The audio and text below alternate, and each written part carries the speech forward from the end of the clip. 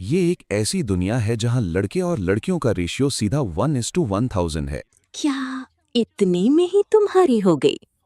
मुझे जाने दो। मर्दों को ज्यादा से ज्यादा बच्चे पैदा करने के लिए एनकरेज करने के लिए कानून ने छूट दी है कि हर आदमी 10 वाइफ्स और 50 कॉन्क्यूबाइंस रख सकता है। वाइफ्स को लड़के के साथ सिविल सिस्टम में ऑफिशियली रजिस्टर करना पड़ता है और एक legally binding marriage contract sign करना होता है। वहीं कॉन्क्यूबाइंस को रजिस्टर करने की जरूरत नहीं है, बस दोनों को एक कोहैबिटेशन अग्रीमेंट साइन करना होता है। कानून के मुताबिक हर आदमी 10 ऑफिशियल वाइफ्स और 50 कॉन्क्यूबाइंस रख सकता है। मैं पहले क्या ही बेकार जिंदगी जी रहा था। मुझे 10 लड़के ला कर दो, क्या पत्नी चाहिए? मेरी बेटी 28 साल की है, फॉरेन रिटर्न एलीट है और उसकी ईयरली सैलरी 5 मिलियन है। बस तुम एक बार हाँ बोल दो, हाई सिटी में एक घर और साथ में 3 मिलियन का दहेज तुरंत तुम्हारे पास आ जाएगा। सु वान रू की खूबसूरती मेरी पिछली जिंदगी में से कम 10 मिलियन फॉलोअर्स वाली किसी टॉप टियर इन्फ्लुएंसर जैसी है। लाइव स्ट्रीम पर 1 मिलियन डोनेट करने के बाद भी शायद ही कोई उससे ऑफलाइन मिल पाता। लेकिन अब सिचुएशन बिल्कुल ऑपोजिट है। लड़के और लड़कियों का रेशियो गिरकर 1:1000 के डरावने लेवल तक पहुंच गया है। सारे लड़के अब वीआईपी बन चुके हैं और आम लड़कियों की पहुंच से बिल्कुल बाहर हैं। अगर किसी लड़की को शादी करनी है तो उसके परिवार को कम से कम 2 मिलियन से ज्यादा का दहेज तैयार रखना पड़ता है। तुम काफी हैंडसम दिखते हो तो तुम्हारी डिमांड्स हाई होना नॉर्मल सी बात है। एक काम करते हैं, मैं तुम्हें हुआंगपो रिवर के किनारे एक अपग्रेडेड किया हुआ घर दूंगी और शादी के दिन सीधा पॉर्श 911 की चाबी तुम्हारे हाथों में दूंगी। कैसा रहेगा? बस तुम मेरी बेटी से शादी कर लो, तुम्हें काम करने की कोई जरूरत नहीं है। तुम बस रोज घर पर बैठकर गेम खेलना। अगर मेरी बेटी ने तुम्हारे साथ बुरा बर्ताव किया तो हम उसे नहीं छोड़ेंगे और कोर्ट तो उसे बिल्कुल भी नहीं बख्शेगा। जब से मर्दों की गिनती कम हुई है, गवर्नमेंट ने मेल राइट्स प्रोटेक्शन लॉ लागू कर दिया है। इस लॉ के आर्टिकल 27 के हिसाब से शादी के बाद अगर लड़की मर्द को मेंटल स्ट्रेस देती है, जिसमें ऊंची आवाज में बात करना या कोल्ड वॉर जैसी चीजें शामिल हैं, तो साबित होने पर उसे कम से कम 15 दिन की जेल हो सकती है। गवर्नमेंट मुझे रोज 5 खूबसूरत, टैलेंटेड और स्वीट नेचर वाली सिंगल लड़कियों की प्रोफाइल भेजती है।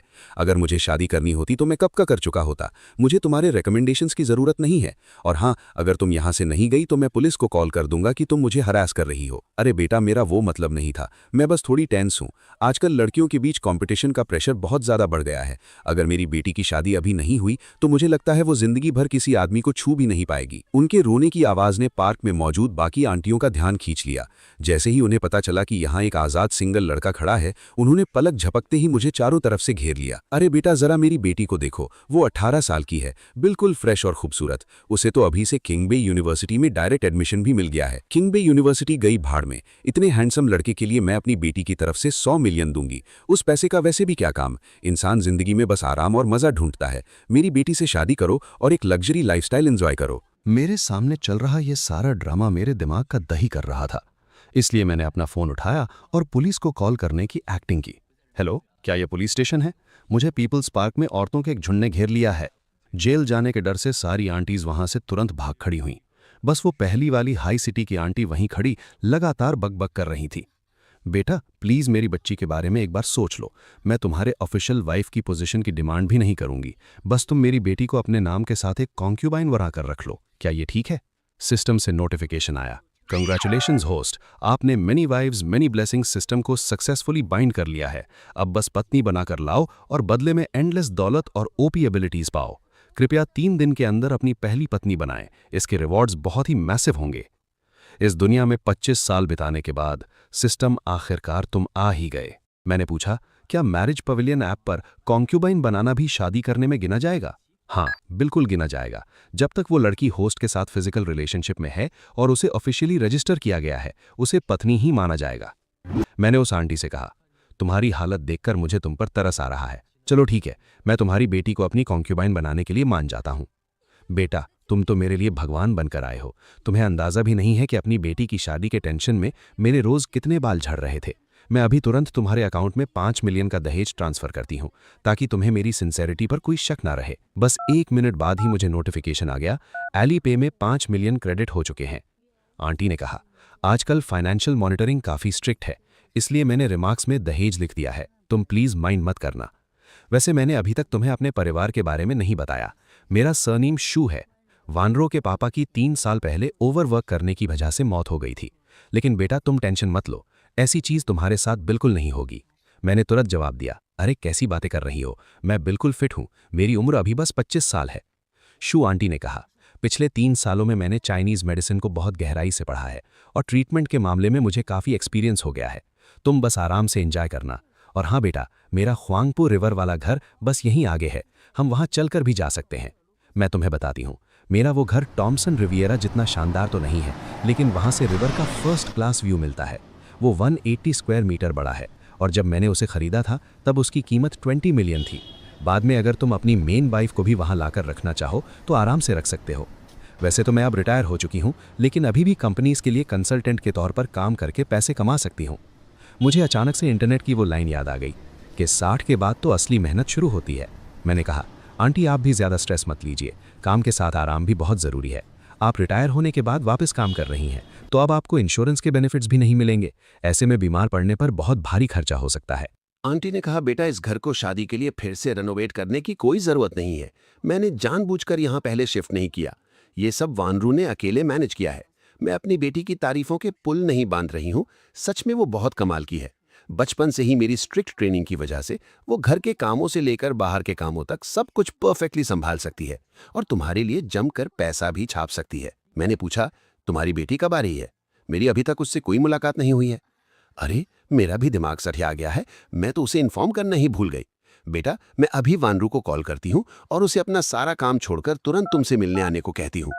दूसरी तरफ वानरू ऑफिस में परेशान थी क्योंकि उसकी सबसे बड़ी दुश्मन को उससे पहले पति मिल गया था और अब वो उसकी बॉस बन बैठी थी। काम में वो वानरू को हरा नहीं सकती थी, इसलिए अब वो अपनी पावर का इस्तेमाल करके उसे दबाने की कोशिश कर रही थी। तभी शू आंटी का कॉल गया। बेटा, तुम जल्दी से घर आ जाओ, मैंने तुम्हारा 5 मिलियन का दहेज भी उसे ट्रांसफर कर दिया है। अगर तुम आने में और लेट करोगी तो ये लड़का परेशान हो जाएगा और ये पैसे भी वापस नहीं मिलने वाले। वानरू पहले से ही प्रमोशन ना मिलने की वजह से फ्रस्ट्रेट थी और अब उसकी माँ ने बिना उससे पूछे किसी अनजान को इतने पैसे दे दिए। उसने चिढ़कर कहा, 5 मिलियन का दहेज? मैंने तो अभी तक उस इंसान की शक्ल तक नहीं देखी है। आप बिना मेरी मर्जी के किसी को दहेज कैसे दे सकती हैं? अगर मुझे वो लड़का पसंद नहीं आया तो आप जल्दी से उसे वहीं रोक कर रखिए, मैं खुद आकर इस माल की क्वालिटी चेक करूंगी। आंटी बड़बड़ाई, अरे लड़की, क्या तू मुझे अपनी बाकी की जिंदगी जेल में सड़ते हुए देखना चाहती है? आधा घंटा हो चुका है, ये पागल लड़की अभी तक क्यों नहीं आई? कहीं ये ब्यूटी पार्लर में स्पा करवाने तो नहीं चली गई? तभी दरवाजे से आवाज आई, माँ, कहाँ है वो आदमी जिसे आपने मेरे लिए 5 मिलियन में खरीदा है? आंटी ने मेरी तरफ इशारा किया, वो वहां बैठा है, क्या तुम सेटिस्फाइड हो? मुझे देखते ही वानरू पूरी तरह फ्लैट हो गई। उसने हड़बड़ाते हुए कहा, माँ, मुझे अचानक से पोलर बेयर का मीट खाने का मन कर रहा है। आप जल्दी से अंटार्कटिका का चक्कर लगा कर आइए, ये लीजिए मेरा कार्ड, जितना चाहे स्वाइप कीजिए। तभी पड़ोस की आंटी सूंघते हुए आई, तुम्हारे घर में कोई आदमी आया है क्या? हवा में किसी मर्द की पसीने की खुशबू आ रही है। शू आंटी टेंशन में आ गई कि कहीं सामने वाली ओल्ड सॉन्ग फैमिली की छोटी बेटी, जो काफी क्यूट और अमीर है, मुझे उनसे छीन न ले। शू आंटी ने बात पलटते हुए कहा, अरे नहीं, ऐसा कहाँ, मेरी बेटी की अभी अभी एक शादी की बात टूट गई है, बस उसी वजह से वो घर पर रो रही है। पड़ोसन ने ताना मारा, हाँ ये भी सही है, तुम्हारी बेटी अब 28 साल की हो गई है, उसके लिए लड़का ढूंढना कोई आसान काम थोड़ी है। मैंने वानरू से सीधा पूछा, तुम्हारी माँ ने अभी मुझसे बात की थी कि तुम मेरी कॉन्क्यूबाइन बनोगी, क्या तुम्हें इससे कोई प्रॉब्लम है? सच कहूं तो सू वानरू जैसी लड़की को ऑफिशियल वाइफ की पोजीशन ना देना उसके साथ नाइंसाफी है, लेकिन अगर मैंने तुरंत उसे वाइफ बना लिया तो आगे इंटरनेट पर खुलकर खेलने का मौका नहीं मिलेगा, इसलिए मुझे सब कुछ स्टेप बाय स्टेप करना होगा। वानरू ने शर्माते हुए कहा, मुझे मंजूर है, बस पता नहीं आपकी बाकी की पत्नियां मुझे एक्सेप्ट करेंगी या नहीं। उसे लगा कि चूंकि जियांग चैन उसे कॉन्क्यूबाइन बना रहा है तो पक्का मैंने पहले ही 10 पत्नियां रख ली होंगी। मैंने साफ किया, मेरी अभी तक शादी नहीं हुई है, तुम ही सबसे पहली हो, तो अगर तुम तैयार हो तो मैं मैरिज पवेलियन ऐप पर तुम्हें ऐड कर लेता हूँ। वानरू ने मन ही मन सोचा, इतना हैंडसम लड़का और अभी तक सिंगल है, इसका मतलब मैं कोई कॉन्क्यूबाइन नहीं बल्कि इसकी मेन वाइफ बनने वाली हूँ। अगर मैं अपना बेस्ट परफॉर्मेंस दूं तो देर सवेर प्रमोट होकर जियांग चैन की ऑफिशियल मेन वाइफ तो बन ही जाऊंगी। ऐप पर मेरी तरफ से प्रोसेस बहुत ही सिंपल था, लेकिन लड़कियों के लिए ये बहुत झंझट वाला काम है। सू वानरू को सिर्फ रिक्वेस्ट एक्सेप्ट ही नहीं करनी थी, बल्कि उसे ये भी सीखना था कि शादी के बाद पति की देखभाल कैसे करनी है। अगर उसने एग्जाम में एक भी गलत जवाब दिया तो वो मेरी कॉन्क्यूबाइन बनने का मौका हमेशा के लिए खो देगी। मैंने कहा, मुझे नहीं पता था कि तुम लड़कियों के लिए प्रोसेस इतना कॉम्प्लेक्स होता है। मुझे लगा बस अग्री पर क्लिक करने से काम हो जाएगा। मैंने भी पहली बार कॉन्क्यूबाइन बनाई है, इसलिए मुझे इस प्रोसेस का कोई आइडिया नहीं था। वानरू ने सफाई दी, आजकल ऐसी बहुत सी मतलबी औरतें हैं जो शादी के बाद पूरी तरह से बदल जाती हैं। वो पूरा दिन बस घर की साफ सफाई में लगी रहती हैं और उन्हें अपने पति के पैर दबाने या मसाज करने की कोई परवाह नहीं होती। इसलिए अच्छा है कि गवर्नमेंट हमारे लिए इतने स्ट्रिक्ट रूल्स रखती है। 1:1000 के इस जेंडर रेशियो में सिर्फ घर का काम जानने वाली औरतें सच में आउट ऑफ ट्रेंड हो चुकी हैं। मैंने पूछा, इसमें और कितना टाइम लगेगा? वानरू बोली, अगर स्पीड अच्छी रही तो 50 मिनट, वरना 1.5 घंटा तो लग ही जाएगा। मैंने उसे याद दिलाया, क्या कॉन्क्यूबाइन बनने के लिए 2 लाख लॉन्ग कॉइन्स को सिक्योरिटी डिपॉजिट के तौर पर देकर एग्जाम स्किप करने का ऑप्शन नहीं होता? तुम पहले डिपॉजिट पे कर दो, बाकी चीजें हम बाद में देख लेंगे। वानरू को लगा कि जियांग चेन उसकी परवाह कर रहा है और नहीं चाहता कि वो इस फालतू एग्जाम में अपना टाइम वेस्ट करे। उसने दिल में कसम खाई, मैं बाद में अकेले में इन सारे डॉक्यूमेंट्स को अच्छे से पढ़ूंगी ताकि मेरे पति को कभी मुझसे कोई शिकायत ना हो। तभी सिस्टम का मैसेज आया, कंग्रेचुलेशंस होस्ट, आपने सू वानरू को सक्सेसफुली अपनी कॉन्क्यूबाइन बना लिया है। रिवॉर्ड्स दिए जा रहे हैं। सिस्टम ने डिटेक्ट किया है कि सू वानरू की खूबसूरती बहुत ही आउटस्टैंडिंग है और वो एक्सट्रीम टियर लेवल की है। मैंने चौंक कर कहा, तुम ये क्या कर रही हो? वानरू मेरे करीब आई और गहरी सांस लेते हुए बोली, क्या ये एक असली मर्द की खुशबू है? मुझे ये बहुत पसंद आई। अभी तो बस 15 मिनट ही हुए थे। क्या ये शू आंटी वापस आ गईं? वो तो एंटार्क्टिका पेंगुइन खरीदने गई थी ना? दरवाजा खोलते ही वानरू ने पूछा, क्या आप लोग मुझे ढूंढ रहे थे?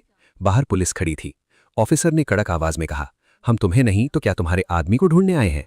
बाहर खड़े होकर बात करना ठीक नहीं होगा, हमें अंदर आने दो। तुमने अभी जो कोहैबिटेशन एग्रीमेंट साइन किया है, हमें कानून के हिसाब से उसकी इन्वेस्टिगेशन करनी है। पुलिस ऑफिसर मुझे देखकर हैरान रह गई। क्या आप मिस्टर जियांग चेन हैं?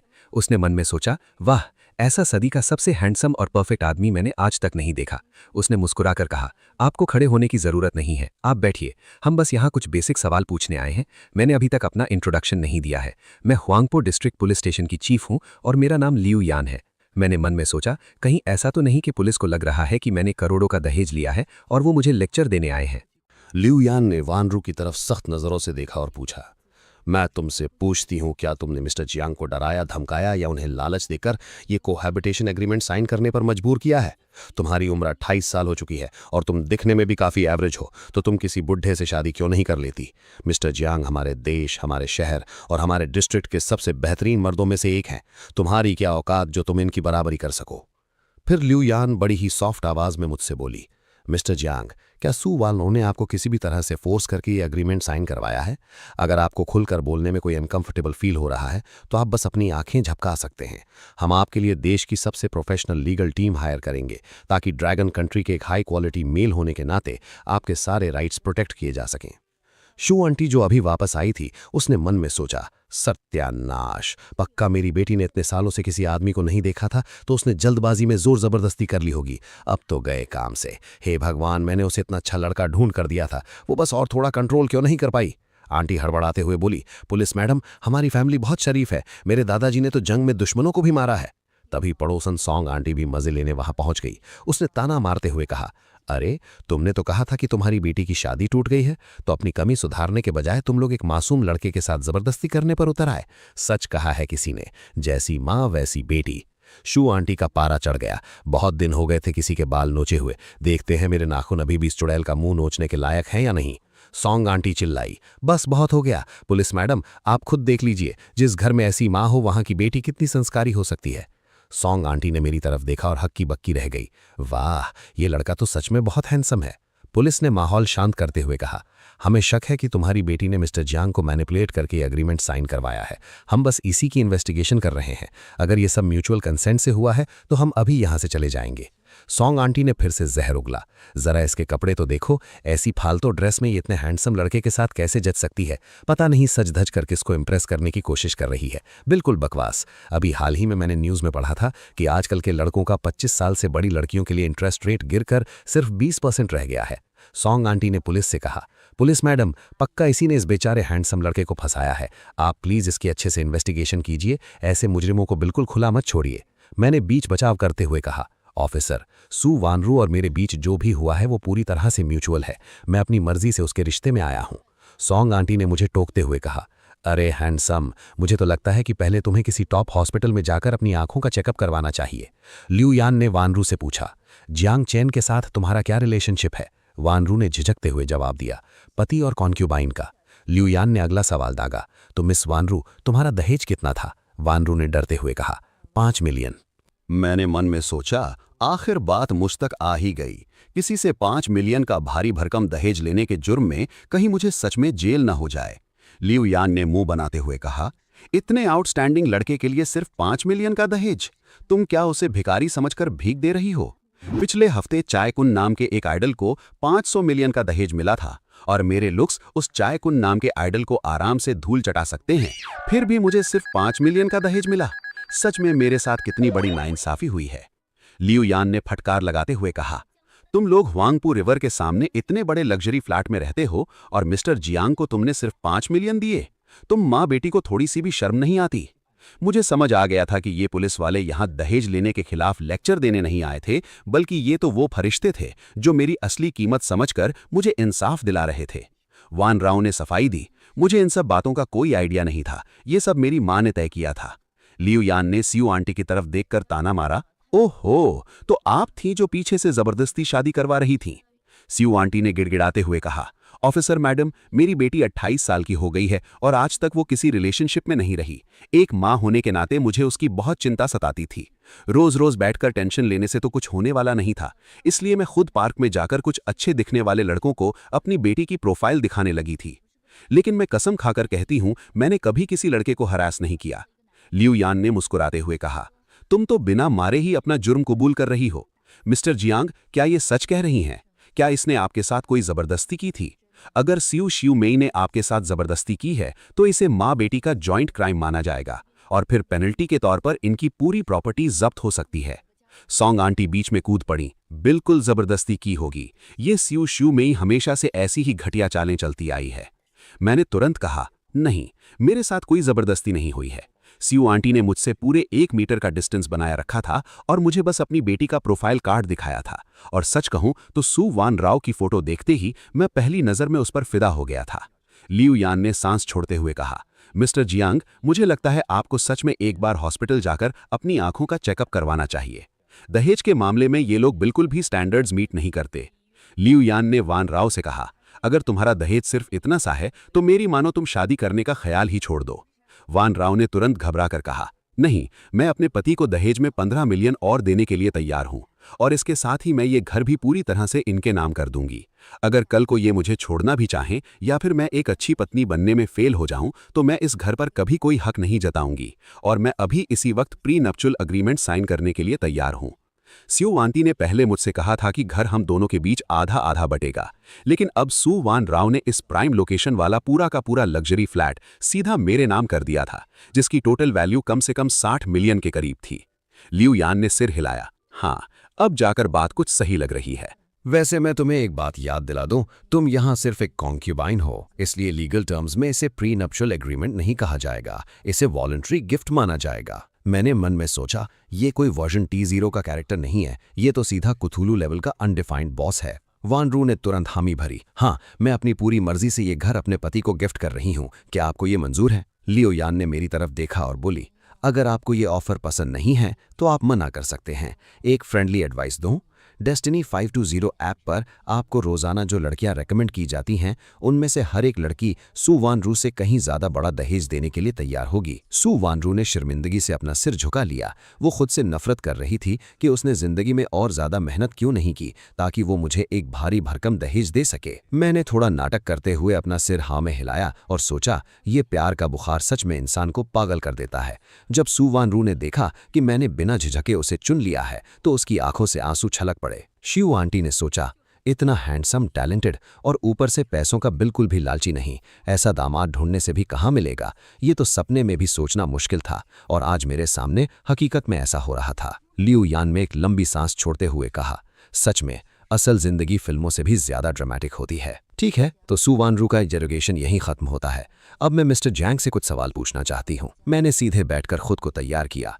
मेरी जिंदगी में ये पहला मौका था जब पुलिस मुझसे पूछताछ कर रही थी, इसलिए मैं थोड़ा नर्वस फील कर रहा था। लियू यान ने पूछा, आपका वीचैट आईडी क्या है? सू वान रू को पूरा शक हो गया था कि लियू यान उसके आदमी पर डोरे डालने की कोशिश कर रही है, लेकिन डर के मारे वो अपने मुंह से एक शब्द भी नहीं निकाल पाई। मैंने बिना कोई नखरे किए अपना फोन निकाला और अपनी वीचैट आईडी लियू यान को दिखा दी। लियू यान आईडी देखते हुए अपने नोटपैड पर कुछ लिखने की एक्टिंग करने लगी।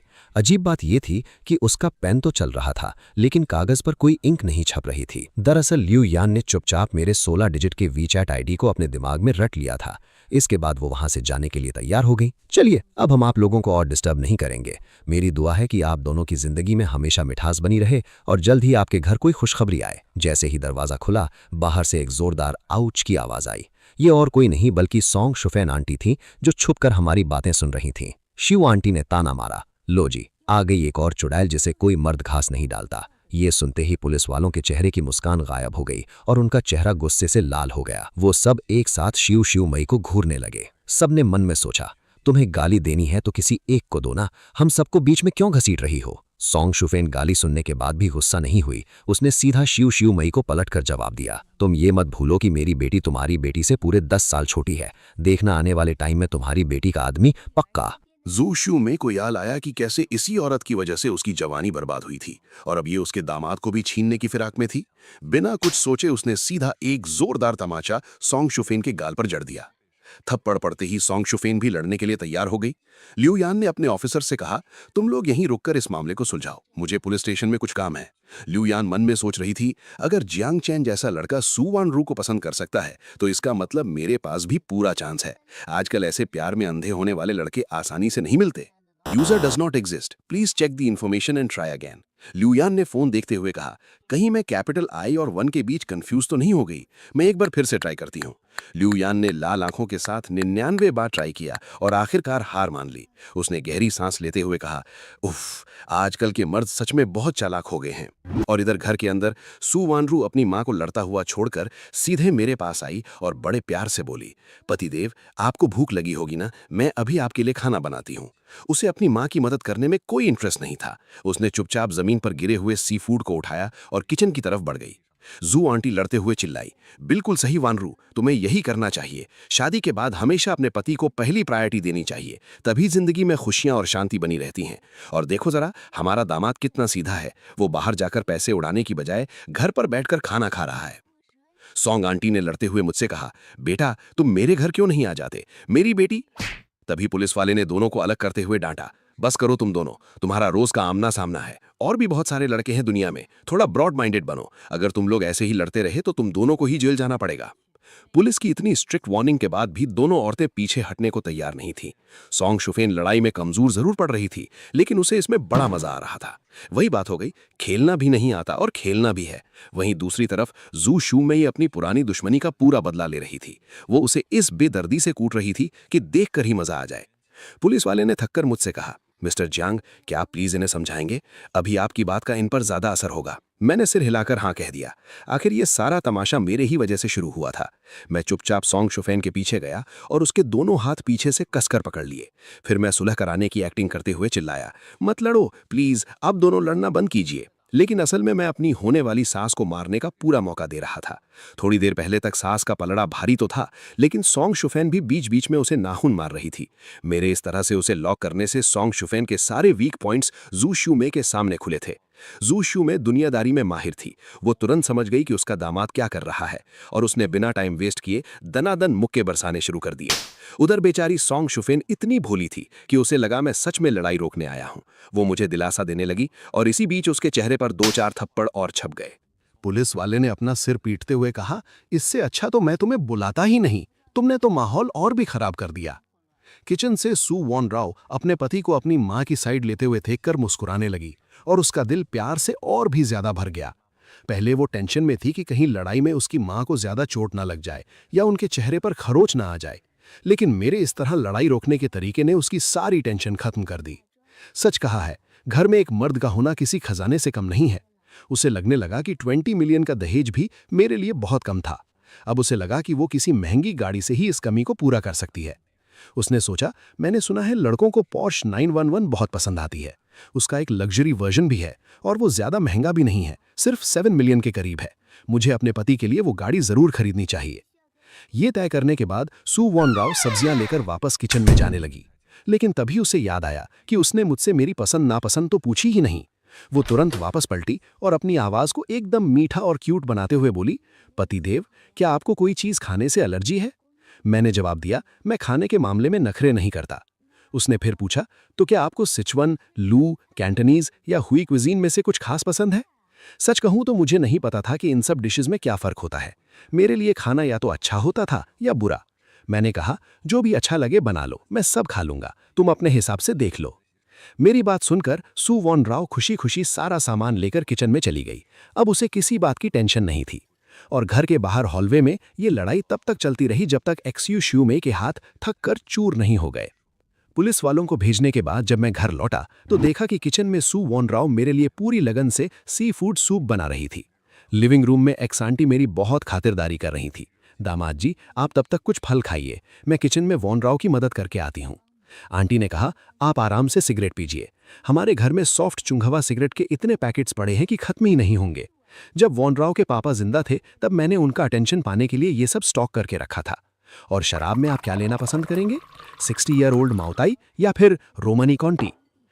शू मेई आज न सिर्फ अपनी बेटी के लिए एक परफेक्ट दामाद ढूंढने में कामयाब हुई थी, बल्कि उसने अपनी सालों पुरानी खुन्नस भी निकाल ली थी। वो इतनी खुश थी जैसे हवा में उड़ रही हो, लेकिन उसे इस बात का बिल्कुल अंदाजा नहीं था कि पड़ोस में सोंग शू फेन ने अपना बदला लेने का प्लान तैयार करना शुरू कर दिया था। फ्लैट 2502 में सोंग यूतांग ने अपनी मां का सूजा हुआ चेहरा देखकर हैरानी से पूछा, मां, आपके चेहरे को ये क्या हो गया?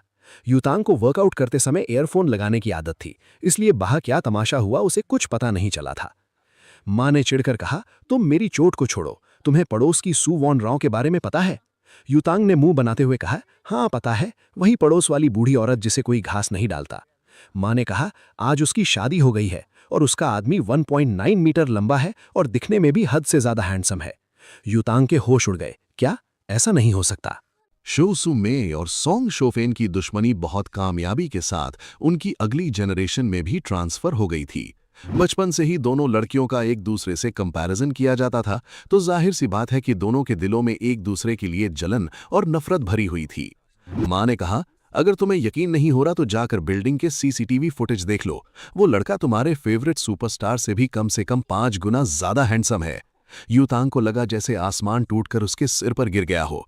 वो जानती थी कि उसकी मां कभी उससे झूठ नहीं बोलती। उसे लगा कि इस बार वो पूरी तरह से हार गई है। अपनी मां का आदमी छीने जाने का बदला वो शायद इस जन्म में कभी नहीं ले पाएगी। वो हमेशा से सू वानरू को अपना सबसे बड़ा कंपेटिटर मानती आई थी। वो हर चीज में उससे आगे निकलना चाहती थी, उससे ज्यादा बड़े फिगर, उससे ज्यादा कर्वी बॉडी। हाइट में वो उसे हरा नहीं सकती थी, इसलिए उसने अपने क्यूट और इनोसेंट लुक्स को अपना हथियार बना लिया था। यूतांग को लगता था कि ओवरऑल देखा जाए तो वो और सू वानरू एकदम 50-50 की टक्कर पर हैं। लेकिन अब जब सू वानरू को एक ऐसा आजाद लड़का मिल गया था जो दिखने में किसी आइडल से भी ज्यादा शानदार था, तो यूतांग को अपनी हार बिल्कुल साफ नजर आ रही थी। उसकी मां ने उसे भड़काते हुए कहा, क्या तुम इतनी आसानी से हार मान लोगी? क्या तुम उसका आदमी उससे छीनना नहीं चाहती? यूतांग की आंखें चमक उठी। सही कहा, मैंने ये पहले क्यों नहीं सोचा?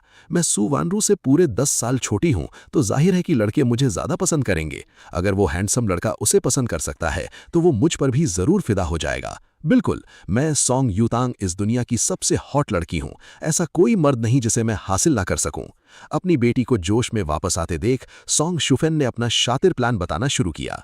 तुम कल सुबह हॉलवे में जाकर अपनी स्ट्रेचिंग एक्सरसाइज करना, और याद रखना, बिल्कुल क्यूट और इनोसेंट बनकर जाना। वो लड़का सू वानरू के मैच्योर और हॉट लुक्स से बहुत जल्दी बोर हो जाएगा। तब उसे तुम्हारे जैसे 2D एनिमे वाले क्यूट और मासूम लुक्स पक्का पसंद आएंगे। उधर हमारे घर में सू वानरू ढेर सारे लजीज पकवानों से सजे टेबल के पास खड़ी होकर प्यार से बोली, पतिदेव, खाना तैयार है।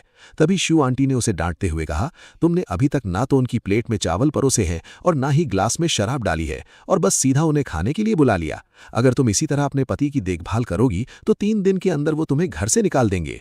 अपनी मां से बुरी तरह डांट खाने के बाद वानरू हड़बड़ाते हुए तुरंत मेरे लिए एक कटोरा चावल निकाला और ग्लास में रेड वाइन डाल दी। लेकिन आंटी ने फिर से टोक दिया, तुम भी ना, इतने सारे चावल देखकर क्या किसी का भी खाने का मन करेगा? अगर तुम्हारी जगह कोई और होता तो क्या वो ये सब खा पाता? ये सारा नज़ारा मेरे सामने चल रहा था। भले ही मैं एक मॉडर्न दुनिया में था, लेकिन मुझे बिल्कुल किसी राजा महाराजा वाली फीलिंग आ रही थी। शू सू मेई ने मेन कुर्सी को पीछे खींचा और मुझे बैठने का इशारा किया। मैंने भी बिना कोई नखरा किए इस नई सिस्टम और दुनिया के मजे लेने शुरू कर दिए। उस शानदार रोजवुड के डाइनिंग टेबल पर एक तरफ सिचुआन स्टाइल की स्पाइसी क्रॉफिश रखी थी, जिसकी खुशबू से ही मेरे मुंह में पानी आ रहा था, और दूसरी तरफ स्कैलियन रोस्टेड सी कुकम्बर रखा था, जिसकी गहरी और मसालेदार महक पूरे कमरे में फैल रही थी। ये सब देखकर मेरे मुंह में पानी आ रहा था।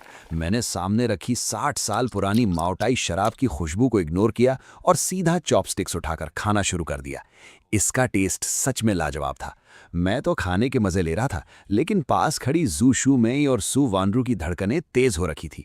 खासकर वानरू की हालत खराब थी। वो डर रही थी कि अगर मैंने खाने को लेकर जरा सा भी मुंह बनाया तो उसकी तो शामत आ जाएगी। जब उन्होंने देखा कि मैं बड़े चाव से खाना खा रहा हूं, तो उन दोनों ने एक साथ चैन की सांस ली। खाना खत्म होने के बाद जू शू मेई ने अपनी बेटी को बर्तन समेटते देखा और मन ही मन अपना सिर पीट लिया कि ये लड़की कितनी बेवकूफ़ है। उसने कहा, काफ़ी रात हो चुकी है, तुम जल्दी जाओ और जियांग चेन को नहलाने की तैयारी करो। और हाँ, चेक कर लेना कि घर में कौन सा एसेंशियल ऑयल रखा है। अगर नहीं है तो तुरंत फ़ोन से ऑर्डर करो ताकि डिलीवरी वाला जल्दी ले आए। ये सुनते ही वानरू चौंकी, अरे हाँ, मैं तो ये भूल ही गई थी। जियांग चेन की औरत होने के नाते मेरी मसाज स्किल्स बाहर की किसी भी प्रोफेशनल स्पा वाली से ज़्यादा अच्छी होनी चाहिए, ताकि मेरा आदमी कभी बाहर किसी और के पास ना जाए। वानरू ने पूछा, माँ तो आज आप कहाँ सोएंगी? माँ ने जवाब दिया, तुम मेरी चिंता मत करो, मैं कहीं भी सो जाऊंगी, लेकिन यहाँ बिल्कुल नहीं। तुम अपना टाइम बर्बाद मत करो और जल्दी जाकर जियांग चेन की सेवा करो। थोड़ी ही देर बाद वानरू लाल चेहरे के साथ मेरे पास आई और मुझे अपने साथ चलने का इशारा किया। मैं भी कहाँ पीछे हटने वाला था। मैंने खुशी खुशी उसका इनवाइट एक्सेप्ट कर लिया। पता नहीं कितना टाइम बीत गया था, वानरू का पूरा शरीर थकान से चकनाचूर हो रहा था। उसने सपने में भी नहीं सोचा था कि ये सब इतना थका देने वाला काम हो सकता है। अगले दिन सुबह 11:30 बजे वानरू मेरी बाहों में बाहें डालकर मुझे अपने साथ कंपनी ले जाने के लिए तैयार थी। वो अपना डायरेक्टर का रुतबा वापस छीनना चाहती थी और साथ ही पूरी कंपनी को दिखाना चाहती थी कि उसका पति कितना शानदार और परफेक्ट है। अचानक वानरू के पेट के निचले हिस्से में तेज दर्द उठा। ऐसा लग रहा था कि कल रात में कुछ ज़्यादा ही वाइल्ड हो गया था और मैंने वानरू के कमज़ोर स्टैमिना का बिल्कुल भी ध्यान नहीं रखा था। जैसे ही हमने दरवाज़ा खोला, सामने सॉन्ग युतांग एक योगा मैट पर लेटकर पूरी लगन से स्ट्रेचिंग कर रही थी। उसका हर एक पोज पूरी तरह से जवानी के जोश और क्यूटनेस से भरा हुआ था। उसे देखते ही वानरू गुस्से से दांत पीसने लगी। उसे पूरा शक हो गया था कि ये चुड़ैल जानबूझकर उसके पति को लाइन मारने आई है, लेकिन वो मेरे सामने तमाशा खड़ा नहीं कर सकती थी। वो मुझे अपना गुस्से वाला जंगली रूप नहीं दिखाना चाहती थी।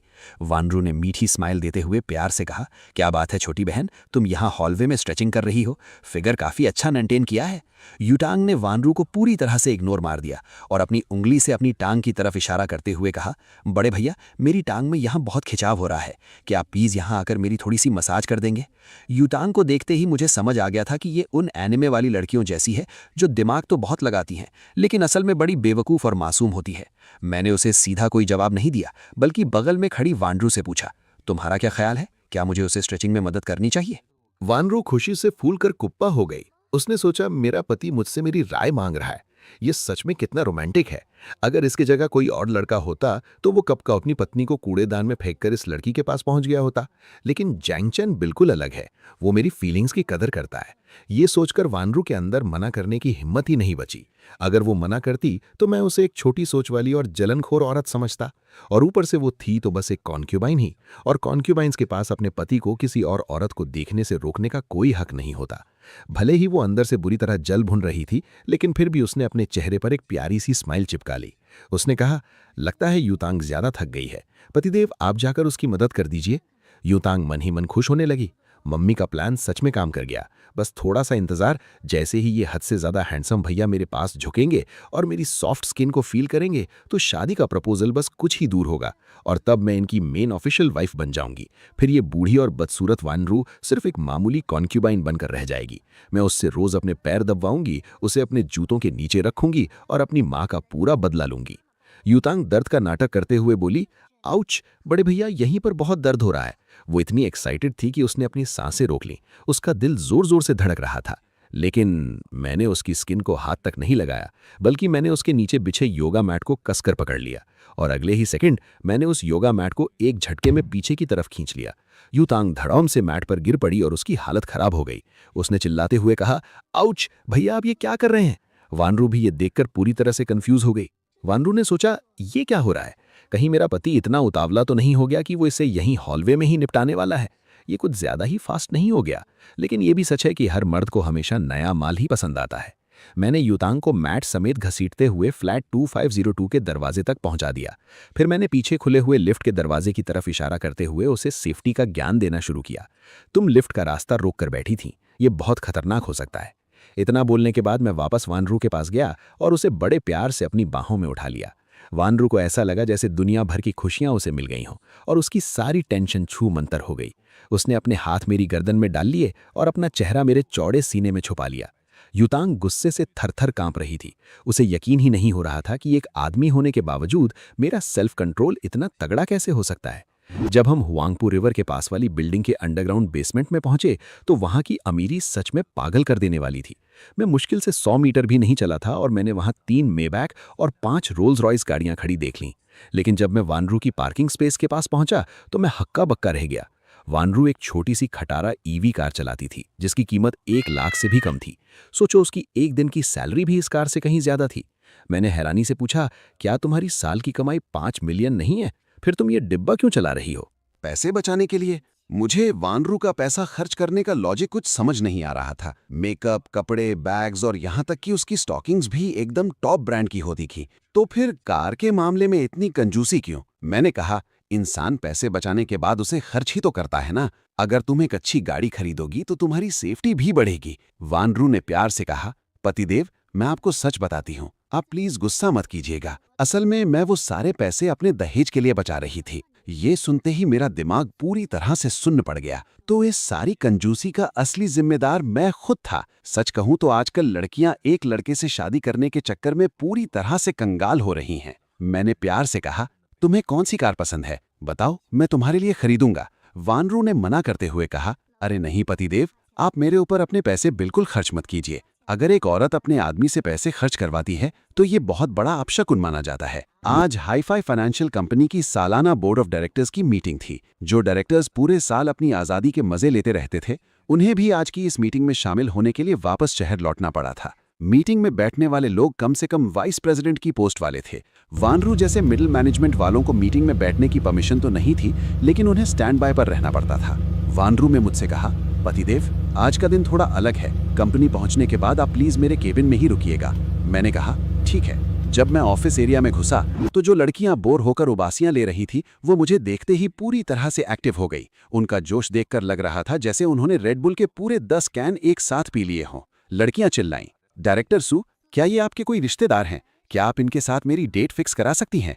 ओए हैंडसम, जरा मेरी तरफ तो देखो, मैं भी सिंगल हूं। वानरू ने गुस्से में कहा, ये मेरा आदमी है। क्या तुम लोगों ने पहले कभी कोई मर्द नहीं देखा?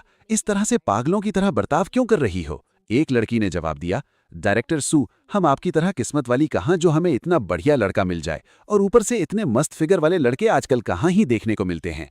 दूसरी ने मुझसे पूछा, ओए हैंडसम, क्या तुम्हारा कोई दोस्त भी है? हमें भी मिलवाओ ना। बाकी लड़कियां भी चिल्लाईं, हाँ हाँ, हमें भी मिलवाओ।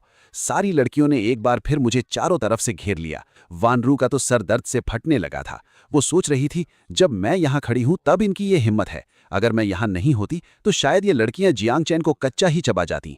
वानरू ने डांटते हुए कहा, आज हाईफाई की बोर्ड मीटिंग है, तुम सब काम पर फोकस करो। क्या तुम सब ने रिपोर्ट्स का डेटा दोबारा से चेक कर लिया है? अगर कोई भी गलती निकली तो मैं तुम में से किसी को भी नहीं छोड़ूंगी। डर के मारे सारी लड़कियां चुपचाप अपनी सीट पर वापस लौट गई, लेकिन मन ही मन वो सब उसे गालियां दे रही थी। अगर इतनी ही जलन होती है तो अपने आदमी को कंपनी में लेकर ही क्यों आती हो? एक तरफ दुनिया को शो ऑफ भी करना है और दूसरी तरफ ये डर भी है कि कहीं कोई इसके आदमी को उड़ा ना ले। कितनी छोटी सोच है इसकी। वानरू मुझे सीधा अपने पर्सनल कैबिन में ले गई। अब उसकी हिम्मत नहीं हो रही थी कि वो मुझे बाकी डिपार्टमेंट्स के आसपास भटकने दे। पहली बात, वो लड़कियां उसके कंट्रोल में नहीं थीं, और दूसरी बात, HR डिपार्टमेंट की लड़कियां कुछ ज्यादा ही पागल थीं। अगर मैं वहां चला गया तो वो बिल्कुल ऐसा होगा जैसे किसी भेड़ को भूखे शेरों के पिंजरे में डाल दिया हो। वानरू ने कहा, पतिदेव, आप बस थोड़ी देर यहां मेरा इंतजार कीजिए, मैं HR डिपार्टमेंट की हेड को बुलाकर लाती हूं। लेकिन उसे अभी भी मुझ पर खतरा मंडराता दिख रहा था, इसलिए उसने अपनी ड्रॉर से एक मास्क निकाला और मेरे चेहरे पर लगा दिया। उसने प्यार से कहा, पतिदेव, प्लीज थोड़ी देर के लिए ये मास्क पहने रहिए। हमारी कंपनी की लड़कियों ने लगता है सदियों से किसी आदमी को नहीं देखा है। मुझे डर है कि कहीं वो आपको डरा ना दें। मास्क पहनने के बाद मेरे चेहरे पर जो एक मिस्ट्री वाला लुक आ गया था, उसे देखकर वानरू खुद को रोक नहीं पाई और उसने आगे बढ़कर मेरे गालों पर कुछ प्यार भरे किस कर दिए।